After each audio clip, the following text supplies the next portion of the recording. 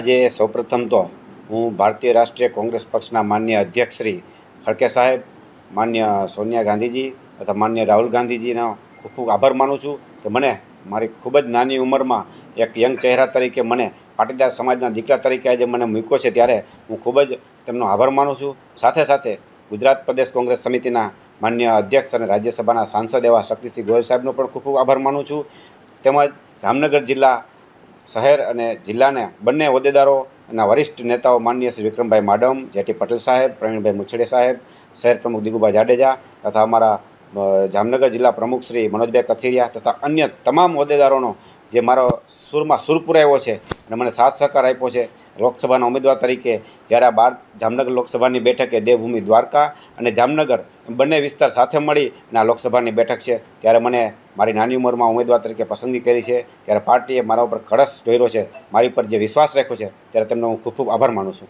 આજે આપણે સૌ જાણીએ છીએ કે ભારતીય જનતા પાર્ટીનું શાસન છેલ્લા ઘણા સમયથી રાજ્ય અને કેન્દ્રમાં છે, ત્યારે પ્રજા એનાથી ત્રાહિમામ થઈ ગઈ છે। તે લોકોએ એની અણાવડત હોય કે કેવા નિર્ણયો લીધા તે ખરેખર આપણને બધા એનાથી પૂરા વાકેફ છીએ। આજે ગરીબી, બેકારી, મોંઘવારી, બેરોજગારી, ભ્રષ્ટાચાર એટલી હદે થઈ ગયો છે, એની કોઈ સીમા નથી। ખેડૂતોને આજે આત્મહત્યા કરવી પડે એ પરિસ્થિતિનું નિર્માણ થઈ રહ્યું છે ભારતીય જનતા પાર્ટીના શાસનમાં। તો આ બધા મુદ્દાઓ લઈ અમે છેવાડાના માણસ સુધી પહોંચાડીશું, તેમના પ્રશ્નોને વાચા આપવા માટે અમે તત્પર રહીશું। એ બાબતે લઈ અને અમે આજે મેદાનમાં ઉતર્યા છીએ, ક્લિયર છે। પરંતુ ખરેખર કોંગ્રેસનું પણ સ્ટેન્ડ ક્લિયર જ છે। આ તો તમે સત્તાના ધોરણે ભાજપ તરફી એકતરફી વાત ચલાવી રહ્યા છો, પરંતુ કોંગ્રેસ પોતાના ઉમેદવારોની જે ઉમેદવારો વધુમાં વધુ હોય તો ક્યારેક નક્કી કરવું પડતું હોય છે કે ઉમેદવારો ક્યારે કેવી રીતે પસંદગી કરવી। જીતના દાવામાં અમે 100% જીતી છીએ, કારણ કે પ્રજા ત્રાહિમામ થઈ ગઈ છે, એક તરફનું શાસન ચાલી રહ્યું છે। ત્યારે આવા સમયમાં પ્રજાને પડખે ચડવાને બદલે માત્ર ને માત્ર ખોટી વાતોની અને વાયદાઓ આપી અને લોકોને ગુમરાહ કરે છે, તો આવા સમયે પ્રજા ત્રાહિમામ થઈ ગઈ છે। ત્યારે અમારી સાથે પ્રજા 100% છે અને અમે જીતનો પણ દાવો કરીએ છીએ અને 100% જીતી પણ છીએ।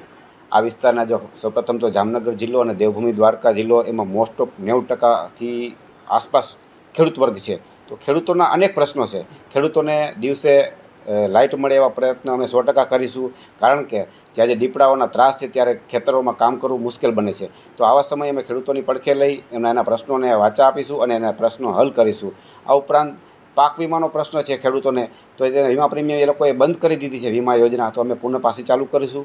તેમજ ગરીબ વર્ગને, જે મજૂરોને અનેક પ્રકારની સમસ્યાઓ છે કે જ્યારે અમુક સમયે આ લોકોએ સરકારની યોજનાઓ બંધ કરી છે, તો એ અમે યોજનાઓ પાછું ચાલુ કરીશું। આપણે સૌ જાણીએ છીએ કેરોસીનનો પ્રશ્નો છે, તો આવી પ્રશ્નો લઈને અમે પાછા ઉજાગર કરીશું। શહેરની અંદર પણ ઘણા રોડ રસ્તાઓની ખાણી ખબાની છે, તો આવા રોડ રસ્તાના પ્રશ્નો હલ કરીશું। વીજળીના પ્રશ્નો છે, આજે યુવાનોને બેરોજગારીનો પ્રશ્ન છે, શિક્ષણ આજે રખડી પડ્યું છે, એટલા માટે કહીએ છીએ કારણ કે આજે યુવાન શિક્ષિત વિદ્યાર્થીઓ આજે ચા બનાવવા માંડ્યા છે। મોદી સાહેબ કહે છે ચોખ્ખું કે ચા બનાવો, એની રીતે ચાની રેકડીઓ કરવા પડી છે। આજે ખરેખર ભણતર એજ્યુકેશન વધુ પડી પડ્યું છે। જામનગર જિલ્લાની અંદર દેવભૂમિ દ્વારકા અને જામનગર જિલ્લો એ બે જિલ્લા છે, જેની અંદર 10 તાલુકા પંચાયત છે। જામનગર જિલ્લાની 24 જિલ્લા પંચાયત સીટો છે, દેવભૂમિ દ્વારકાની 22 સીટો છે, 1154 ગામડાઓ આવેલા છે।